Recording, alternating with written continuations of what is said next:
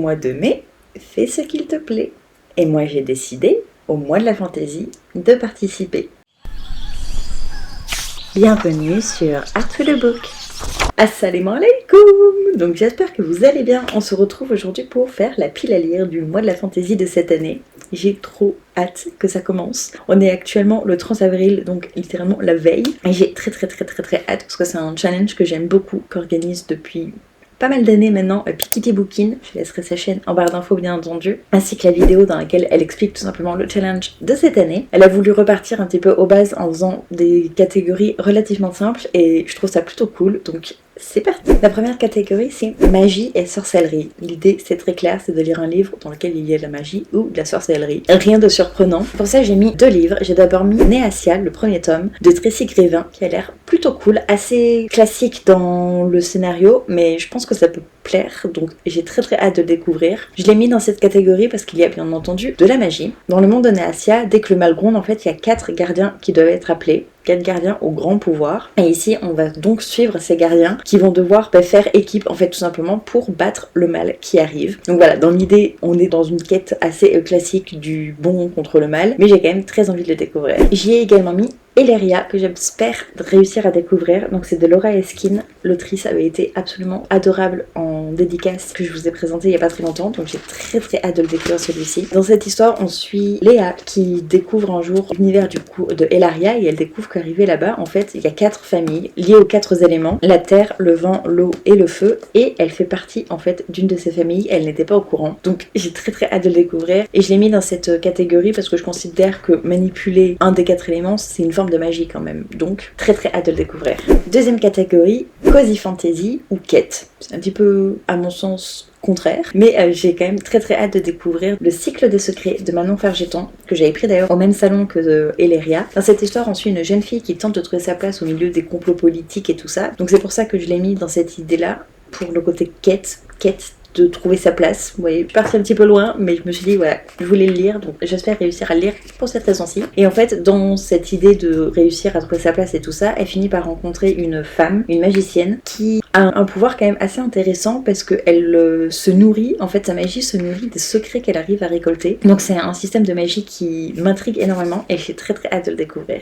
J'ai également mis La maison au milieu de la mer céruléenne de T.J. Klune, que j'ai en physique chez moi, pas ici. Dans cette histoire, si je me souviens bien, on suit un homme, Linus, qui en fait est recruté pour s'occuper d'un orphelinat. Donc il va rencontrer du coup des orphelins qui sont un petit peu particuliers. J'en sais pas beaucoup plus, je sais juste que voilà, c'est énormément apprécié et qu'il y a ce côté vraiment cosy. Donc je pense que ça peut très bien rentrer dans cette catégorie. Et j'ai très envie de le découvrir depuis très longtemps, depuis sa sortie. Je crois même que c'est un des livres que ma sœur m'avait offert à la sortie justement du bouquin et j'ai jamais pris le temps de le découvrir. Il est temps d'y remédier. Troisième catégorie, créatures fantastiques et anthropomorphisme. Pour ça, j'ai pas hésité, j'ai mis Le Manoir de Castlecat, le tome 3, de Alain Tépuy-Ségur. Il est sorti fin mars, si je me trompe pas. Je l'ai en service presse, du coup, grâce à NetGalley. Encore merci à eux. J'ai très hâte de le découvrir. C'est du coup l'une de mes prochaines lectures. Dans le premier tome, pour rappel, on suivait un chat qui avait une certaine particularité, mais qui voulait quand même devenir, je sais plus comment ils appellent ça, mais en gros, il voulait intégrer le Manoir de Castlecat pour apprendre à faire la magie. Et on le suit, voilà, tout simplement, à apprendre la magie, du coup, au manoir, avec les difficultés qu'il rencontre à cause de sa différence. Et on voit les aventures, les mésaventures même, qui se passent du coup au manoir, parce que le manoir subit une certaine menace.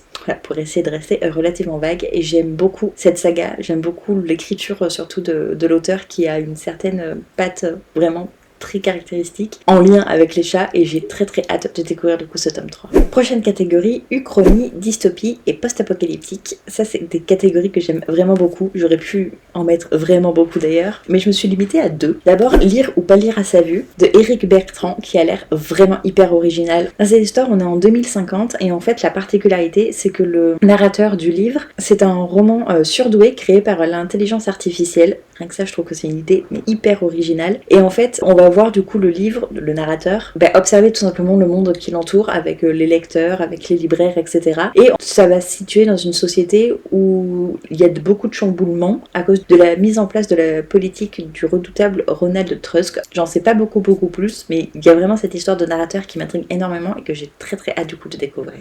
Mais j'ai également mis Les Faucheuses, le premier tome de Céline Raphael qui a l'air vraiment très cool. Ici, on est en 2050, on est dans une société où l'humanité a découvert un moyen de combattre la mort, et pour ça ils se sont élevés au rang de dieux. Et l'ancien monde a donc fait place à un nouveau monde qui a une société complètement différente, puisque l'humanité est soumise à la réglementation totalitaire du Conseil planétaire qui lui privilégie vraiment l'intérêt collectif à l'intérêt environnemental. On voit déjà les dégâts que ça peut faire. Et du coup, on va suivre Tico, l'enfant adoptif d'un policier, qui va mener une enquête pour savoir où sont passés ses parents qui ont tous les deux disparu. Donc ça m'a l'air vraiment très cool. On a déjà vu des livres avec l'histoire de la mort qui n'existe plus, notamment d'un auteur dont on ne doit plus parler, n'est-ce pas? Merci d'être problématique les gens. Mais celui-ci voilà, m'intéresse vraiment beaucoup, j'aime bien la couve en plus, donc très hâte de le découvrir.